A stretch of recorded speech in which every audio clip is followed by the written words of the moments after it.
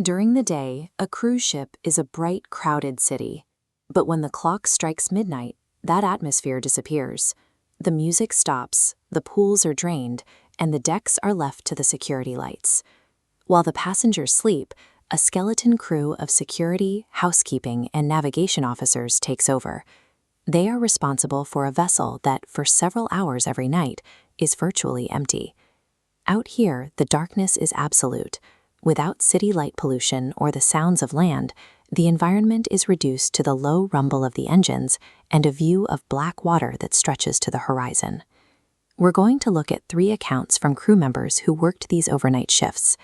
These stories move from the open decks down into the ship's restricted corridors, where the isolation of the ocean began to affect their sense of what was happening on board. When a ship is hundreds of miles from the nearest coast in total darkness, it exists as a closed autonomous loop. In that environment, a single unexplained event can make the entire vessel feel like a different, much more isolated place. At 2:15 a.m., an overnight security officer named Alex was patrolling Deck 14. At this time, the upper decks are officially closed to passengers. The lounge chairs are stacked, the pools are empty, and the wind is usually the only thing moving. As he approached the observation deck, he saw a woman in a white sweater standing alone at the railing, looking out at the water. Alex informed her that the deck was closed. She acknowledged him, but didn't leave. When he asked for her cabin number, she kept her back to him and whispered, "I'm still waiting." Alex radioed for another officer to assist him. He momentarily looked away to adjust his radio, but when he turned back, there was no one there. The deck was flat and open, with no nearby doors or objects to hide behind. The next morning, security reviewed the bridge's CCTV footage. The recording showed Alex standing by the railing and speaking, but he was the only person on the deck. Security checked the passenger manifest to find a match for the woman's description. They found nothing. No one matching that appearance was listed as being on the ship. On a ship in the middle of the ocean, every person is accounted for from the moment they walk up the gangway. A person appearing on a closed deck and then vanishing from a camera's view leaves no room for a logical explanation. Further down in the ship's interior, the environment changes from open decks to narrow, repeating corridors. At 3 a.m., a housekeeping staffer named Melissa was moving through Corridor B9, a section of the ship that should have been completely empty. In the distance, she saw another housekeeping cart. She called out to see who was working the floor with her, but she received no answer. Every time Melissa moved toward the cart, it would roll around the next corner. She followed it through several turns, but the cart always stayed just far enough ahead that she couldn't see the person pushing it. Melissa eventually followed the cart into a maintenance dead end. The cart was parked there, stationary. There were no side doors in the hallway and no other staff members in sight.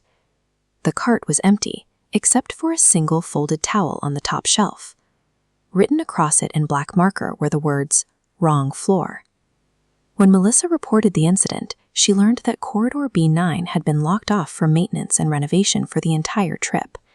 She had entered through a service door that should have been bolted shut.